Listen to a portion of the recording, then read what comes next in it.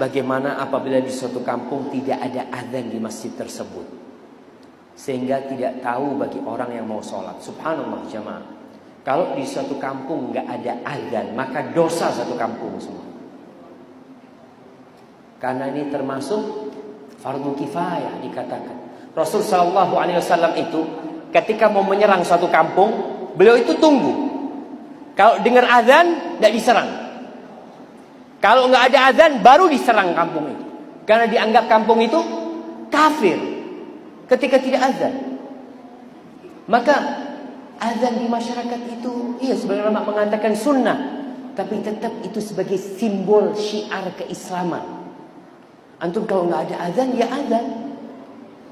Azan umumkan di sana, atau bayar orang atau siapa datang ke masjid situ, umumkan azan kepada masyarakat di sana.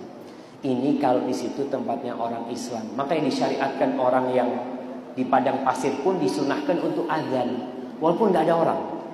Ini sebagian ulama yang mengatakan azan itu sunnah, di padang pasir pun kita azan. Ada yang mengatakan sebagian wajib azan itu, apalagi kalau di masyarakat yang banyak. Bagaimana antum?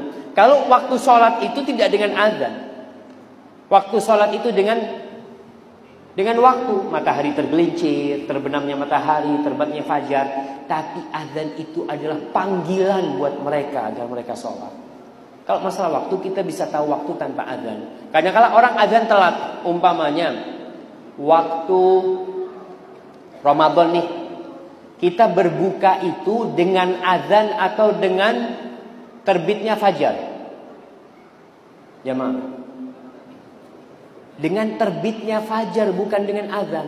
Karena ada orang di masjid ini umpamanya, tukang azannya ketiduran. Orang kampung, wah belum waktunya, belum ada azan, makan terus dia. Nggak boleh dia. Bukan dengan azan dia berhenti, tapi dengan terbitnya fajar. Dan ada sebagian orang, Masya Allah, di kampung itu kalau sahur ikut azan yang terakhir. Jadi kalau di kampung atau ada 5 masjid, dia ikut azan masjid yang terakhir.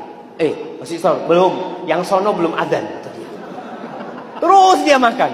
Terus ketika berbuka, cari masjid yang pertama azannya.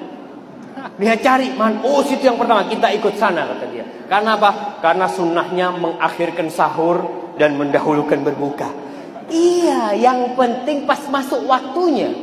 Kalau belum masuk waktu, nggak boleh kita berbuka jamaah. Karena ada orang yang Masya Allah, dia nyetel radio punya kota lain. Nyetel radio, wah sudah azan, kata dia. Ya azan. Maka nggak boleh. Ingat, azan di setiap tempat itu ikut waktu sana. Terbitnya fajar itu berarti sudah masuk waktu subuh, terbenamnya matahari itu masuk maghrib, dan berarti kita sudah berbuka. Azan itu sekedar tanda ya, tanda panggilan.